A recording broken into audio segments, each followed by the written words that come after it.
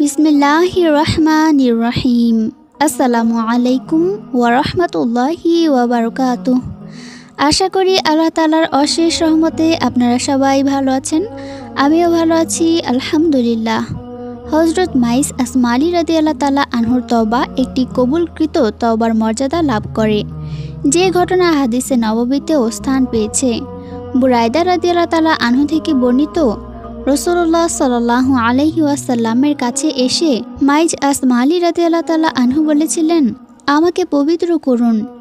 একবার নয়, একাধিকবার তিনি রাসূলুল্লাহ সাল্লাল্লাহু আলাইহি ওয়াসাল্লামের কাছে এই অনুরোধ করলেন। রাসূলুল্লাহ সাল্লাল্লাহু আলাইহি ওয়াসাল্লাম প্রথমে তাকে আল্লাহর নিকটে ক্ষমা প্রার্থনা করতে বলেছিলেন এবং বলেছিলেন, তুমি ফিরে যাও। কিন্তু ওই সাহাবী অল্প দূরে গিয়েই বিবেকের তীব্র দহনে অস্থির হয়ে আবার ফিরে এসে বলেছিলেন, আমাকে পবিত্র করুন। চতুর্থবার রাসূলুল্লাহ সাল্লাল্লাহু আলাইহি ওয়াসাল্লাম তাকে সুস্পষ্টভাবে জিজ্ঞাসা করেছিলেন, কিসের থেকে তোমাকে পবিত্র করব? তারপর তার পাগলামি আছে কিনা তার পরীক্ষা নিয়ে বলা হলো, তার মধ্যে কোনো পাগলামো নেই। তারপর রাসূলুল্লাহ সাল্লাল্লাহু আলাইহি ওয়াসাল্লাম তিনি মদ পান করেছেন কিনা জানতে চাইলে কেউ একজন তার মুখের গন্ধ শুঁকে বলেছিলেন, না, তিনি মদও পান করেননি। অতঃপর রাসূলুল্লাহ সাল্লাল্লাহু আলাইহি ওয়াসাল্লাম তাকে রজমের অর্থাৎ ব্যভিচারের শাস্তি হিসেবে পাথর নিক্ষেপের নির্দেশ দিলেন।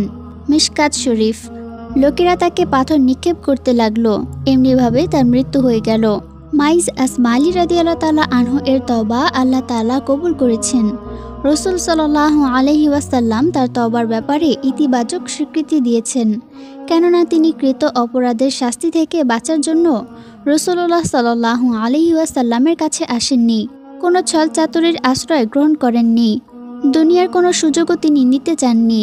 তিনি একনিষ্ঠভাবে তার কৃত কর্মের তাড়নায় রাসূলুল্লাহ সাল্লাল্লাহু আলাইহি ওয়াসাল্লামের কাছে ছুটে এসেছেন, শাস্তি কামনা করেছেন।